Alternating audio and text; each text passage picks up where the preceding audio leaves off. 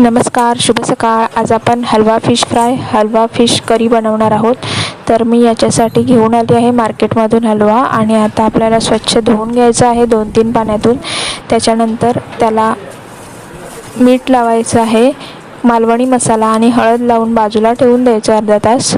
त्याच्यानंतर लसणाच्या पाकळ्या घ्यायच्या, तेल गरम करायचं. गरम केलेल्या तेलामध्ये आपल्याला लसणाच्या पाकळ्या टाकून घ्यायच्या आहेत. हा कोकम आगळ आहे, कोकम आगळही लावायचा आहे फिशला.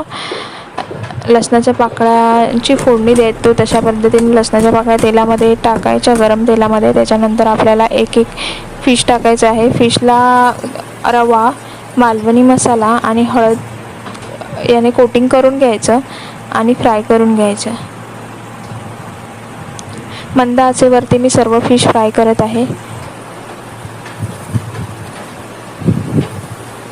कोकम आगळ नसेल तर तुम्ही लिंबू रसाचा वापर करू शकता. आता मी दुसऱ्या बाजूने शेकवून घेते. इकडे आपला फिश फ्राय तयार झालेला आहे. आता आपण फिश करी बनवणार आहोत. तर याच्यासाठी मी मिरची, कांदा, खोबरं, आलं, लसूण, धणे, काळी मिरी आणि त्रिफला घेतले आहेत. याची आपल्याला बारीक पेस्ट करून घ्यायची आहे. इकडे मी गरम तेलामध्ये मेथी दाणे टाकले, लसणाच्या पाकळ्यांनी कांदा टाकला आणि तयार केलेलं वाटण टाकलं आहे. वाटणाला हलकी उकळी आल्यावरती आपल्याला फिश टाकून घ्यायचे आहेत, कारण फिश शिजायला फार वेळ लागत नाही. तर इकडे मग कोकम टाकायचं आहे, 2 चवीप्रमाणे मीठ टाकायचं. उकळी आल्यावरती आपल्याला वरून कोथिंबीर टाकायची आहे. इकडे आपली फिश करी तयार झाली आहे. तुम्हाला जर रेसिपी आवडली तर नक्की लाईक, शेअर अँड सबस्क्राईब